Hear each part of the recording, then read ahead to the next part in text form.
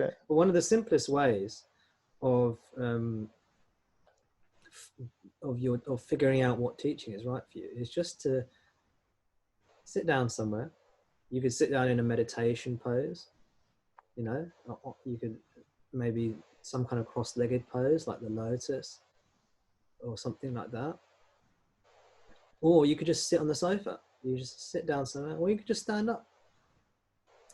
But just take time just to notice what's happening around you. Maybe we could do it now together, all of us. Just notice what's happening around you. Notice how the body's feeling. Notice what you're looking for.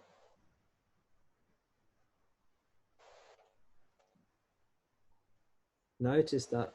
Really take the time to see what it feels like and experience it.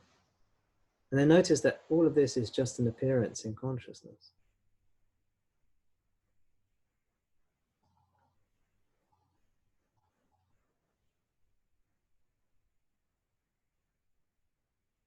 And then you can ask questions. You can inquire. Be inquisitive, yeah? Don't be restrictive in the way you approach it. What do I mean by that?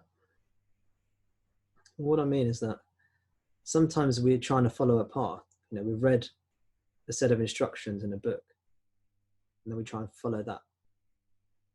That's quite restrictive. You know, anyone can do that. That's like, and a robot can read instructions and then follow it. But what we're doing here, we're being open to life's guidance or God's guidance for us. And we can be inquisitive. Is this right? What am I doing this for? You can ask questions, investigate. What am I looking for? What am I looking for? Do I really care about who am I? People say, who am I is the question. But do I care about who am I? Oh yeah, I do care about who am I. That's really important to me. Oh no, that's not important to me. I don't care about who I am. I just want the pain to stop. Well, okay, that's interesting. Well, why is there pain? Are there any assumptions there? What are the beliefs that cause pain? You see? And then you get, or you might get a feeling. You might just get a feeling of love. Oh, you know. Well, you might talk to God.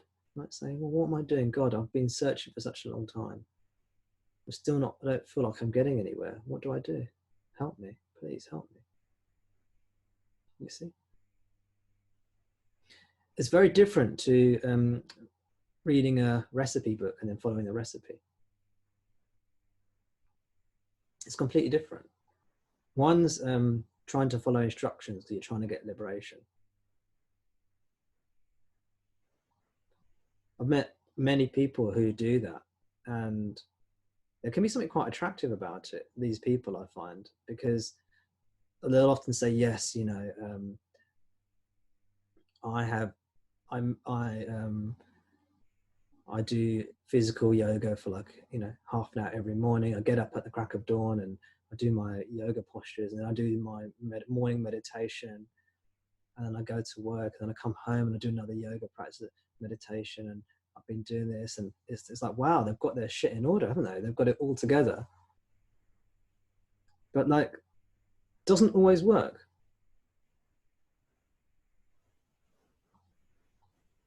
You know, what's driving them to implement that?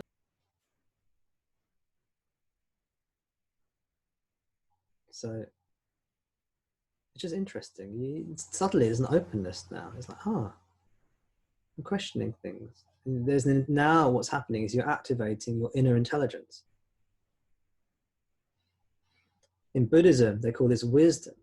You're awakening the wisdom, the intuitive faculty. In Vedanta, it's not often spoken like this, but this is the meaning of viveka.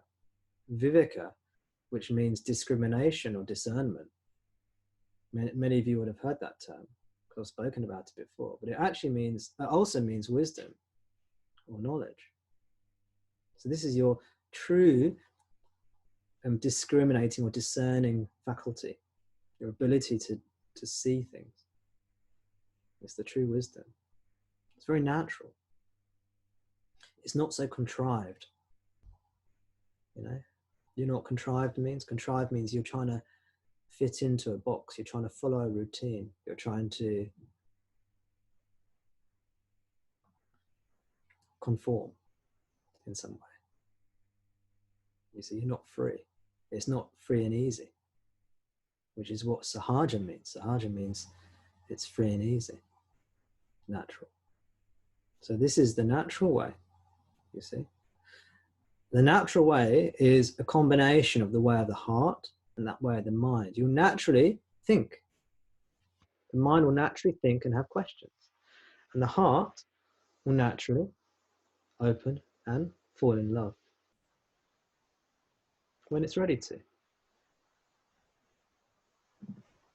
And it all ends in silence, quietness, silence, love,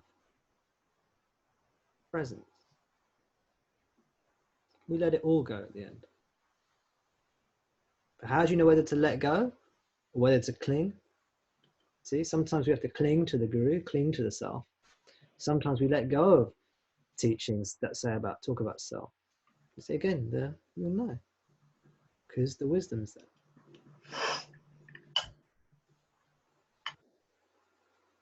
You see?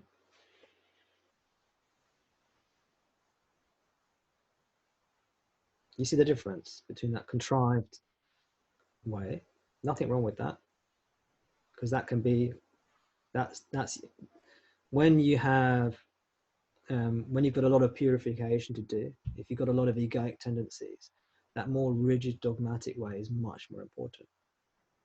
And you'll know if that's right for you. Often the people who've got that amazing sort of spiritual routine, they're the people who need that routine because they need it to keep their mental health in check, for example.